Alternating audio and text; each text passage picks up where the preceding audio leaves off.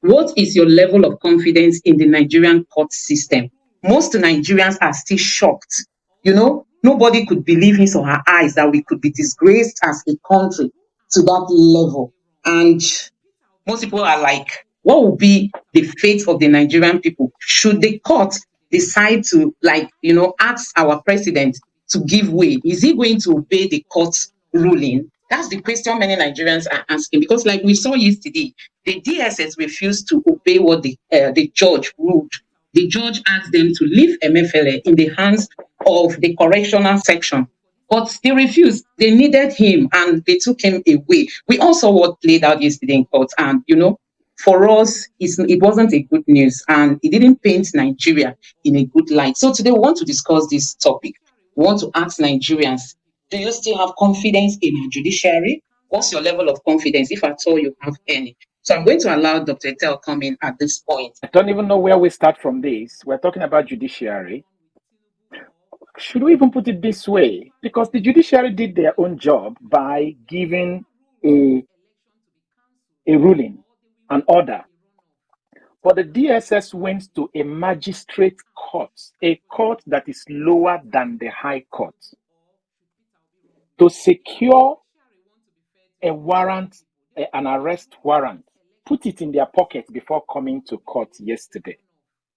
So the question is, hierarchically, which court is greater? The chief magistrate or the magistrate that issues the warrant has done his own job. But does that of High Court, not the order of the High Court, is it not superior to that of the magistrate court? So, if that be the question, what we need to be, ask ourselves seriously is, do the judiciary even have a say in Nigeria, or are they just a pawn in the chess being played by politicians?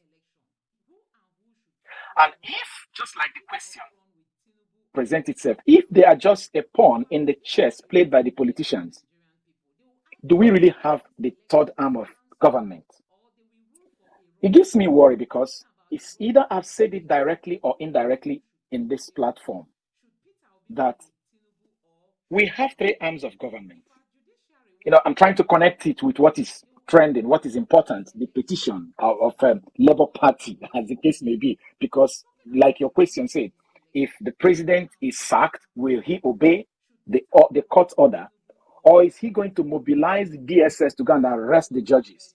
Or is he going to mobilize the army to move in with tankers and arrest all the people?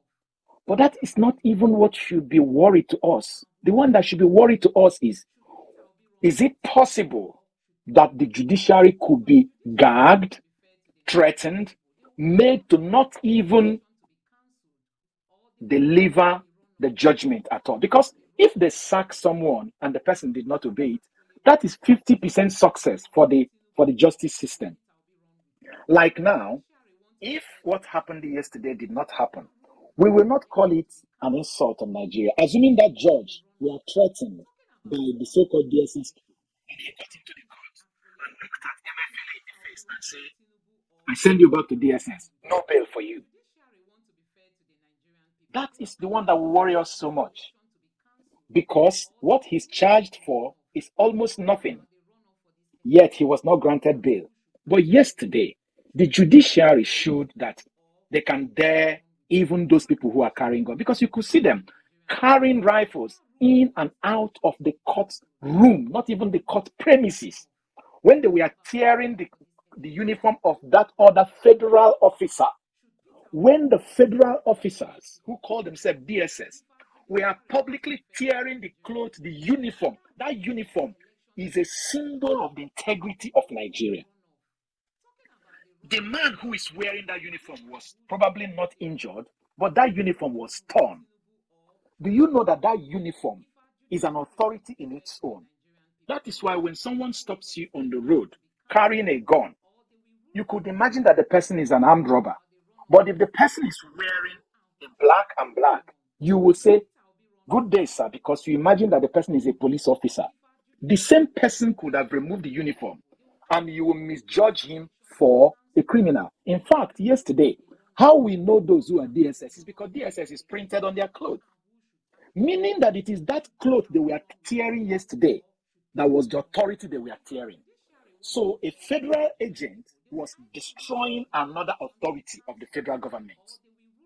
Did they think of it like that?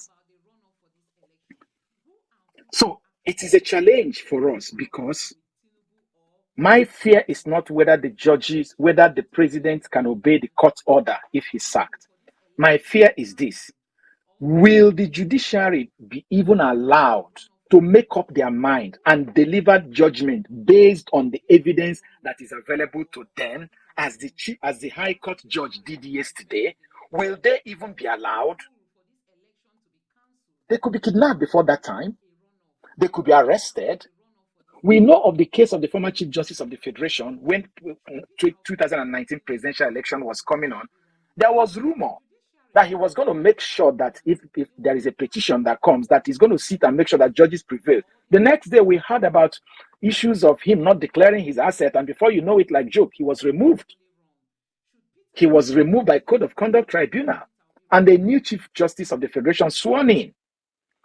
So what we should be concerned today is, even as the parties have written their final address, the targets being the Supreme Court judges who will deliver the ultimate judgment, are we even sure that they will be allowed the time and the space to deliver judgment?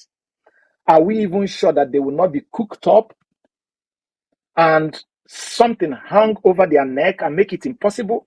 Are we sure that they may not be blackmailed before they are able to even hear these cases?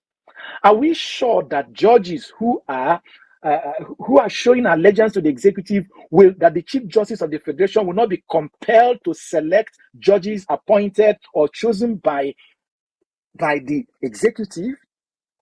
These are big questions Nigerians need to start asking now, because there is every possibility that the people who are a party in this case might actually be the people who will say, select this person in the panel, put the other person in the panel. Oh, I heard that this other person is a no-nonsense man, that he always delivers judgment based on evidence presented before him. And because of that, don't put him on this panel. Because the panel for the Supreme Court has not been set and inaugurated yet. These are the things we need to be worried about. So I don't know if I deviated from the question you asked, but this is my flow of thoughts, to be honest. Yeah, Doctor, thank you. What is even so worrisome is this NBA chairman, the statement he has come out to make. And you can see Barrister Effiong equally tweeted. You know, he himself is not satisfied with what the NBA chairman has come out to say, that it is not possible to hold the heads of these agencies responsible. So just like what you said, sometimes it appears our judiciary, the judges and the leaders involved, they don't even know what to do in situations like this. It appears our politicians do overpower them sometimes. You know, with this kind of thing that we experienced yesterday, and the NPA chairman is like telling Nigerians that they are handicapped. They can't do anything.